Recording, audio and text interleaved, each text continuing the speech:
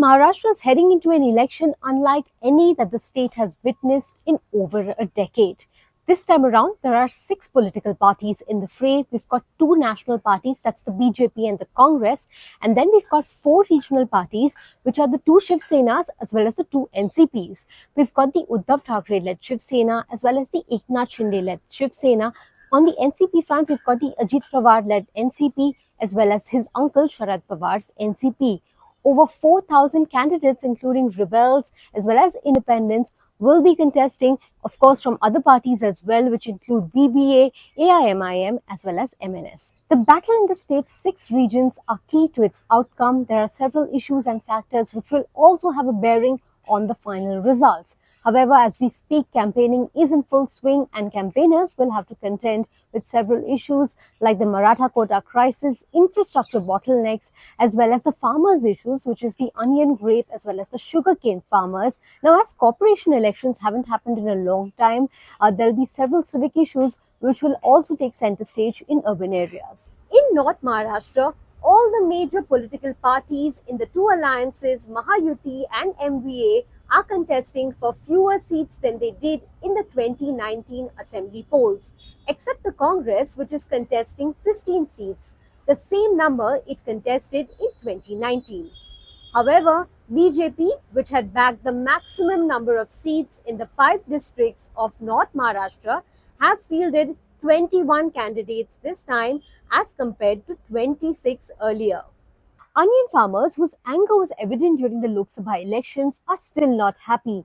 Water shortage is still a talking point, and the tribal community's concerns are yet to be addressed. Some key battles in areas like Yeola, Shirdi, as well as Karjat Jamkhed will also be closely monitored. All eyes will be on NCP Minister Chhagan Bhujbal, who will look to retain his seat in Yeola. In Shirdi, BJP's Radha Krishna Vikhe Patil hopes to win the seat after his son Sujay's Lok Sabha poll defeat. In Karjat Jamkhed, Sharad Pawar's grandnephew Rohit Pawar will take on BJP's Ram Shinde.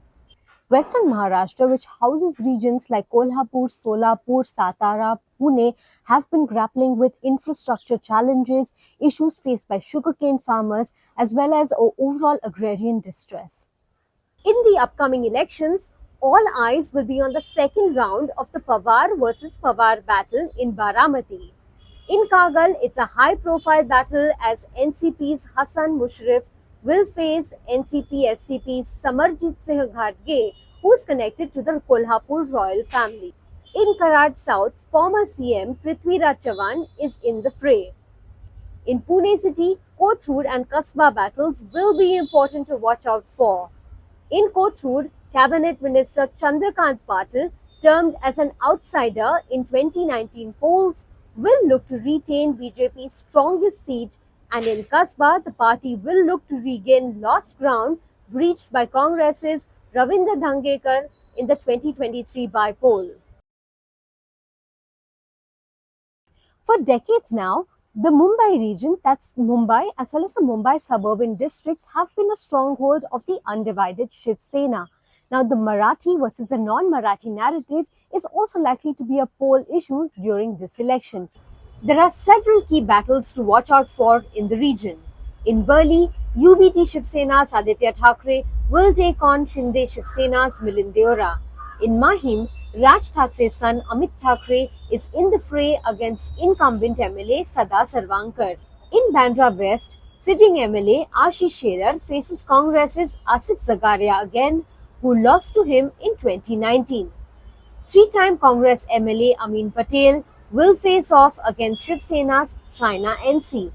In Anushakti Nagar, Nawab Malik's daughter Sana Malik from Ajit Pawar-led NCP is up against Fawad Ahmad from NCP SP. And in Thane, Eknath Shinde will face off against Shiv Sena UBT candidate Kedar Dighe, who is the nephew of late Anand Dighe.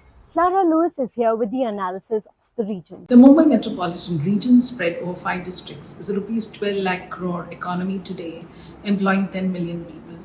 It has 65 assembly seats, and winning these seats is crucial not just to form the government in Maharashtra, but also to lay a claim to Mumbai. Despite strong opposition from the BJP, the NCP Ajit Pawar faction has nominated Nawab Malik from the Shivaji Nagar Mankud Assembly seat. The Mahayuti is highlighting the completion of various mega infrastructure projects as its achievements in the last 2 years, while it claims to form the next government in Maharashtra.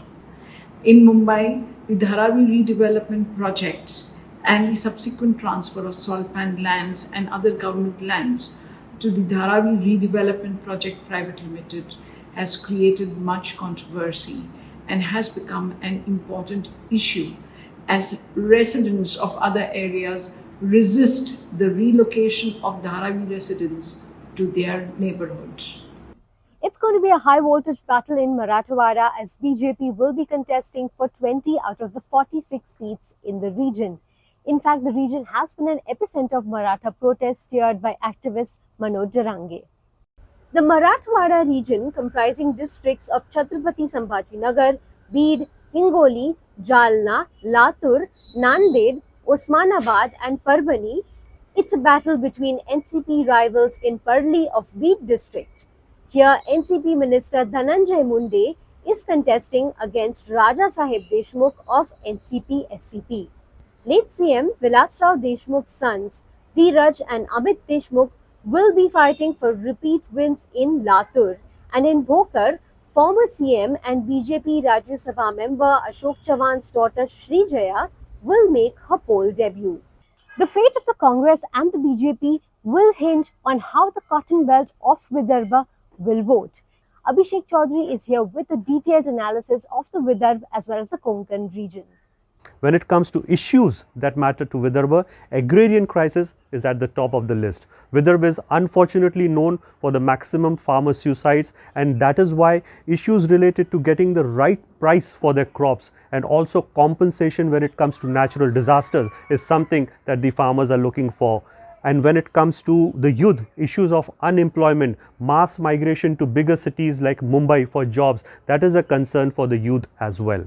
When it comes to the political power play here, you see that the biggest leaders for both the parties, Congress and BJP, come from Vidarbha.